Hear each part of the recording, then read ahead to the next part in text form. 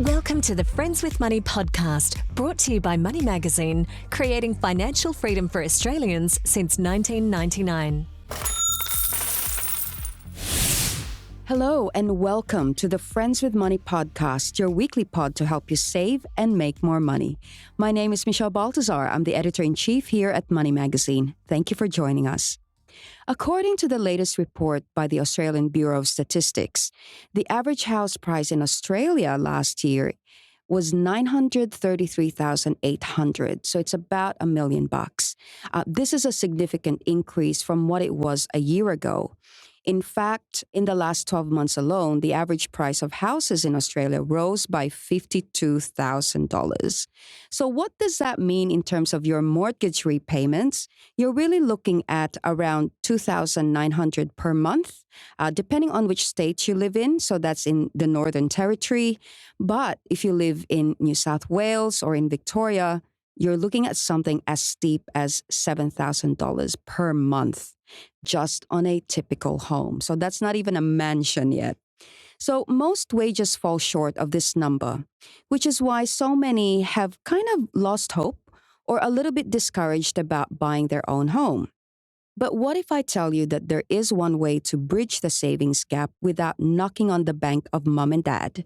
And that is through splitting your property purchase with a friend. New research from ING Bank released this month found that 46% of all Aussies believe that in the next decade, home buying with friends will become common practice if house prices continue to rise. The question is, you're already willing to split the bill with your friends at a restaurant, but can you really make that big leap of buying a property with them? How? And what are the steps you need to follow? You'll find the answers by the end of this episode as we go through the possibility of being friends with property. I'm joined by Matt Bowen, Head of Consumer and Market Insights at ING, which did the survey. Matt, thank you for joining us. Absolute pleasure to be here, Michelle. Now, I've just given this long intro about how can you get around the housing crisis that we have at the moment, housing affordability. So tell me a little bit more about this survey. What did you do exactly? What were the questions you asked? Yeah, so we went out and surveyed Australians and just asked generally how they're feeling about property and property ownership, given, what you've mentioned. The prices in Australia continue to rise. I think the latest data shows that capital cities are up 7% just in the past 12 months. So Crazy. Phenomenal growth rates. And so we wanted to check in with Aussies about how they're feeling and what options they have to purchase property. And I think the exciting thing that we heard back was that, almost 50% of Australians are willing to purchase a property with a friend or a property pal. And I think we haven't really considered it in the past when you know that you can afford, let's say, a $500,000 mortgage, you kind of save up for 2 to 3 years. But the idea of saving for 7 years for a home deposit just feels like a little bit of a stretch. So you can do a property investment or your own home with a friend. Tell us a little bit more about that. Yeah, absolutely. So the concept of a property pal, I guess, spans across both investment or properties to live in. So you can choose which pathway you want to go down there. I think it's really common for people to buy properties with a spouse or a loved one, but this idea of actually starting a property portfolio for an investment purpose with a friend or potentially choosing a property, to go halves in with a friend to live in is an exciting new concept that we haven't necessarily seen too much about yet. I think it's not often talked about, but I have a friend who 25 years ago bought an old rickety house in Surrey Hills, which is an inner city suburb in Sydney, with 6 other people, and they kind of just squeezed in this one flat. But as you can imagine, properties around that area has just gone up. So it is crazy. Now, what are the interesting things, though, about your survey? If you look at the different age groups, when are you most likely to kind of invest with a friend? Look, I think this is an unsurprising answer, but the younger generations are the ones that are really much more open to this concept of purchasing with a friend or having a property pal. And I think, I'm generalizing here, but if you look at older generations, the boomers, for example, they've been able to get into the property market when property was probably slightly more affordable. They've got a lifetime of earnings behind them. They've potentially got big savings portfolios that are earning lots in this interest rate environment. And you contrast that with the younger generations who, early stage careers, potentially not at their maximum earning capacity yet, and are really getting hit hard by cost of living, whether it's food, rent, electricity, whatever that may be. So rather than give up on the great Australian dream, this generation's actually said, you know what, I still want to purchase a house. I just want to do it a little bit differently to what you've done. And they're looking at options with friends. Why not? Why not? So walk me through that. How do you do that exactly? Do you kind of sit with your friend and you kind of compare bank statements, which is quite a scary thought? There might be a bit of judgment of that. How do you work out that exactly? Yeah, look, it's going to be a interesting conversation, but a very important conversation. This is a serious financial commitment that you're making with a friend. So I would say first and foremost, you need to be prepared to be quite open and transparent with your friend around what your ambitions and objectives are. So what happens if, Michelle, you want to move overseas? What happens if you want to move out of the home or you want to move into it? Or if one of you gets married and wants to buy a property elsewhere? These are the types of conversations that you need to think about for the long term, given that a mortgage is often a 25 to 30-year commitment. So first and foremost, be prepared for that chat, because circumstances will change. And I think the second thing would be to sit down with an expert, a mortgage broker, a banker, a legal expert, understand the different kind of product options, but also the legal options available to you if you're looking to purchase with somebody else. Now, hang on a second. Do they have to see my bank statement though, or is it just with the bank that you're applying the home loan with? It's just with the bank, generally speaking. So no one's going to know how much you spend on Netflix on a monthly basis, but you typically would submit independent financial records to the bank. They will then do the assessment and understand your borrowing power or your financial capability or capacity independently. You don't need to kind of sit down and share the ins and outs of your bank statement. And it's a different experience for those who have already purchased their own home and they're looking to expand their property portfolio, and this is now their second property purchase. But with the documents that you need, do you have to provide any special documents, or does it feel like you're just walking through a typical home loan? Yeah, if it's your first home, it would be your typical documents. So you'd need identity and identity verification documents. You would need pay slips and bank statements to kind of prove your ability to service the mortgage. They would be your typical things that we would look at from an assessment perspective. If it's a investment property, then you will be potentially looking at unlocking equity in existing property portfolios. So then there'd be additional layers of documentation that would include a valuation on the existing properties that you have within the portfolio.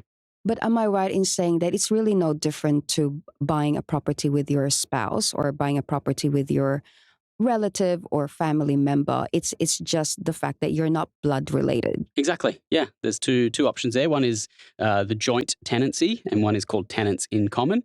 Now, joint tenants are typically when you are in a relationship with somebody. If one of you unfortunately passes away, then the property automatically transfers over to the other party on that mortgage. The additional option was the tenants in common option.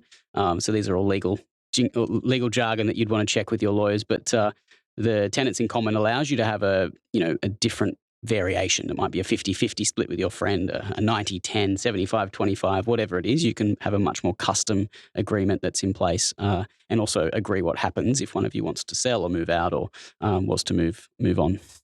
But that would be part of your conversation with an expert. No different to, say, talking to your conveyancer, talking to your solicitor, and all of that jazz. Absolutely. Does it cost a lot to kind of have that extra layer of, legal documentation that you need to prepare? Or by and large, I mean, this really says now you can buy a property instead of like, I'm not going to go through all the extra documentation that I have to supply. Well, I mean, buying a house is not a cheap thing to do in most of the capital cities around Australia. So if you consider cost in terms of the long-term financial commitment you're making, I don't think it's too much of a cost to make sure you have all your documents in order and that you've got really good advice up front. Like I said, it's a 25 to 30-year commitment on a mortgage. So you want to make sure that you're in it for the long term and you know exactly what might happen or be prepared for what might happen. Well, I guess we can't really tell, right? It's in terms of people who are concerned about their jobs. They might be unemployed 6 months after purchasing the property. So what would be the exit strategy in place? Is there an exit plan? And who do you talk to about that? Yeah, this would all be part of those conversations that you have with the experts. So if someone's circumstances do change, if they're unable to repay the debt, you want to make sure that you've planned for that. So you don't want to be liable for your property pal's contribution if they're no longer able to commit. So having those conversations with a lawyer or somebody that can actually agree what that exit strategy would look like or what happens in the instance that these circumstances change is super important. And just going back to the two terms that you mentioned before.